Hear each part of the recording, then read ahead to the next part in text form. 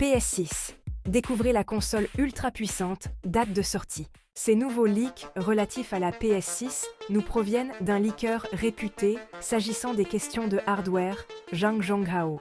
Ceux-ci viennent corroborer un rapport d'il y a quelques mois concernant l'architecture du GPU, la future console de Sony. Ils viennent donc apporter une importance de taille à ce sujet. Il convient malgré de prendre la chose avec de prudentes pincettes, rien n'ayant été encore confirmé officiellement. En septembre dernier, un rapport indiquait que, une fois encore, Sony allait avec la PS6 poursuivre son partenariat avec AMD s'agissant de son hardware.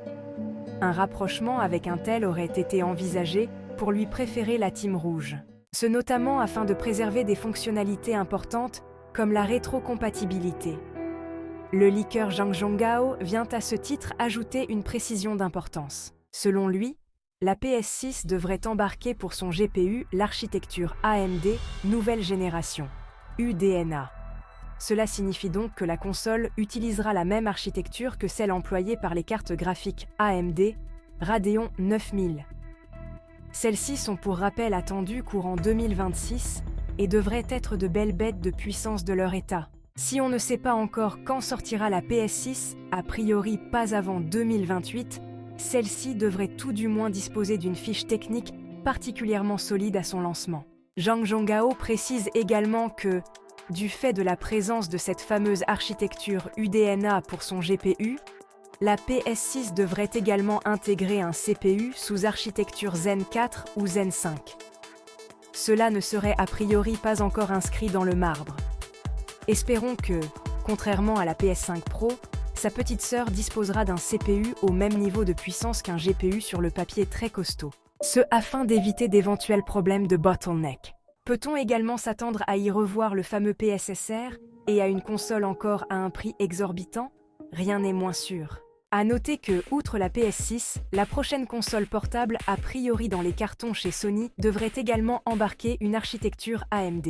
Tout ceci n'est bien sûr pas à prendre pour argent comptant, en attendant des informations plus officielles de la part du géant japonais, ou d'autres révélations venant confirmer ou non les dires de Zhang Zhonghao.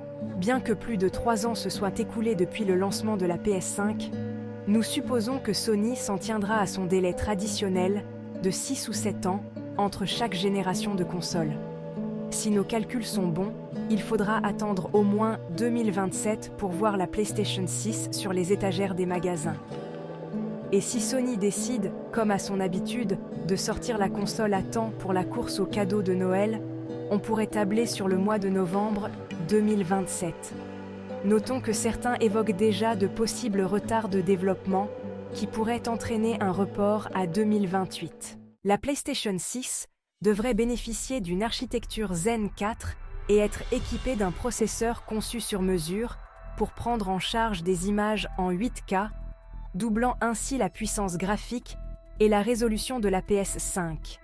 De plus, Sony pourrait exploiter les récentes prouesses en termes d'IA générative pour améliorer le réalisme et créer des expériences de jeu plus interactives et immersives dans les titres solo également.